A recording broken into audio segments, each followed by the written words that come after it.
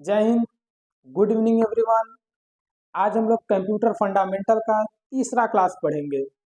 कल के क्लास में हम लोग कंप्यूटर थ्योरी पढ़े थे। आज उसी का हम लोग 5 क्वेश्चन को पढ़ेंगे। उसी का 5 क्वेश्चन जो कल के क्लास में हम लोग पढ़े थे। जैसा कि डेली क्लास चलता है कंप्यूटर का, तो उसमें हम लोग फंडामेंटल भी पढ़ रहे हैं, तो उसी का हम लोग 5 क्वेश्चन डेली करते हैं। तो आज भी हम कंप्यूटर का जो कल के क्लास में पढ़ेगा उसी का 5 क्वेश्चन हम लोग आज पढ़ेंगे। तो सभी लोग रेडी हैं? कापी पेन निकाल लेंगे, साथ में नोट्स करते रहेंगे। ठीक है, तो पहला क्वेश्चन हम लोग देखते हैं। पहला क्वेश्चन यहाँ है, आधा बाइट को कहा जाता है। ठीक है, बिट, बाइट, एमबी, केबी, जीबी, ये सब सारी चीजें हम लोग पढ़ चुके हैं, इससे अगले ही क्लास में पढ़े थे। ठीक है, आप लोग पढ़ चुके हैं। तो अब बताएंगे, आपका पहला क्वेश्चन आपका है, आधा बाइट को कहा जाता है। ठीक है, बाइट, बीट, निबल या वर्ड साइज। ठीक है, देखिए बाइट जो होता है वो कंप्यूटर स्टोरेज की सबसे छोटी इकाई होती है ना। हम लोग पढ़ चुके हैं, पढ़ाए आपको, ठीक, क्लास में ही पढ़े हैं। तो जो बाइट होती है कंप्यूटर स्टोरेज की सबसे छोटी इकाई होती है। तो बाइट का आधा कहा जाता है। बाइट ये होगा नहीं, बिट बिट भी नहीं होगा। ठीक है, वर्ड साइज नहीं। इसमें आपका सही आंसर क्या होगा? निबल। आधा का होता है आपका निबल होता है। ठीक है, क्या कहते हैं? निबल। ठीक, अब आते हैं दूसरा क्वेश्चन, हम लोग देखेंगे। क्वेश्चन ध्यान से पढ़ेंगे। कंप्यूटर में एसी करंट को डीसी करंट में बदलने का कार्य करता है। फिर से देखेंगे एक बार। कंप्यूटर को एसी करंट से डीसी करंट में बदलने का कार्य करता है। कौन करता है? इन्वर्टर, यूपीएस, पावर सप्लाई, उपयुक्त में से कोई नहीं। इसमें से कौन है जो एसी करंट को डीसी करंट में बदलता है? ठीक है, जैसा कि आप लोग जानते हैं, हमारे घरों में जो करंट आती है वो एसी करंट होती है ना। लेकिन कंप्यूटर को चलाने के लिए एसी करंट की नहीं, डीसी करंट की जरूरत होती है। ठीक है, कंप्यूटर किससे चलती है? डीसी करंट से। उसको एसी करंट नहीं चाहिए। एसी करंट क्या होता है, डीसी करंट क्या होता है, ये अलग चीज है। तो यहाँ पर हम लोग देखेंगे, तो डीसी करंट को कन्वर्ट करता है, बदलता है एसी से डीसी में। कौन करता है? इन्वर्टर, सीपीयू, पावर सप्लाई या उपयुक्त में से कोई नहीं। इन्वर्टर, यूपीएस, पावर सप्लाई या कोई नहीं। इन्वर्टर इसमें से आपका होगा नहीं।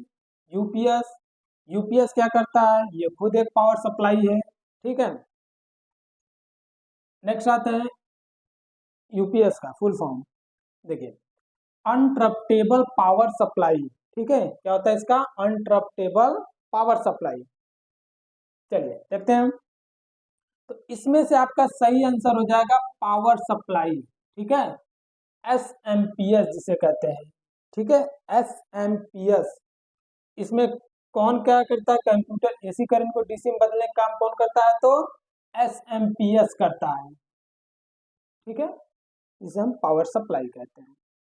क्लियर है? चलिए आगे आते हैं। कंप्यूटर प्रणाली में सीडी रोम द्वारा क्या दर्शाया जाता है?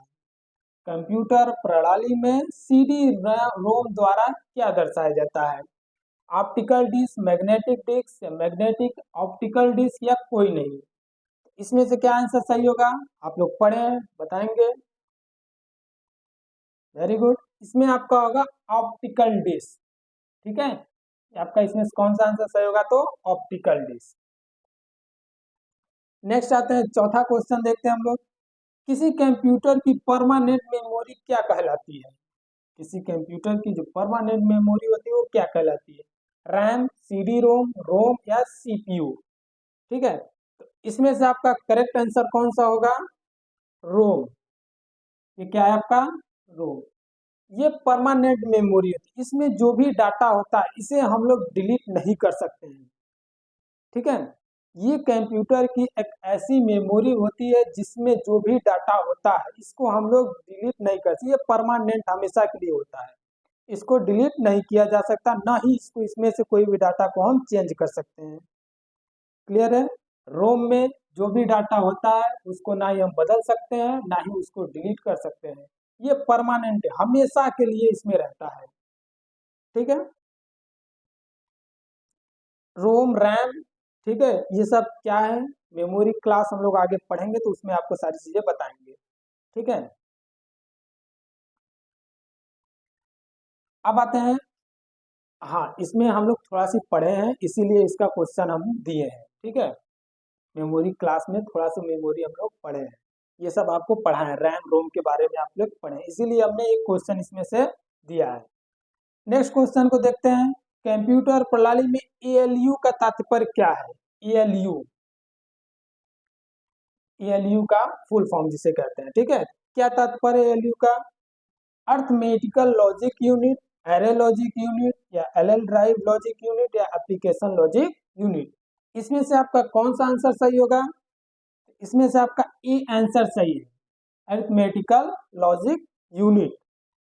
ठीक है, पांचों क्वेश्चन में एनी डाउट किसी को, कोई दिक्कत, क्लियर है। ठीक है, अब आगे बढ़ते हैं, आगे क्लास को